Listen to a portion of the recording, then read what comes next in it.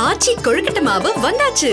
ஆச்சி கொழுக்கட்டை மாவிற்கு கொழுக்கட்டை அச்சை கேட்டு வாங்குங்கள். தமிழ்நாட்டில் பருவமழை தீவிரமடையும் முன்பே H1N1 வகை பன்றிக் காய்ச்சல் பரவல் அதிகரித்துள்ளதால் முக்கிய வழிகாட்டுதல்களை சுகாதாரத்துறை வெளியிட்டுள்ளது. கடந்த ஜனவரி மாதம் 19 பேர் பாதிக்கப்பட்ட நிலையில் தற்போது 339 பேர் பாதிக்கப்பட்டுள்ளதாக தகவல் வெளியாகியுள்ளது.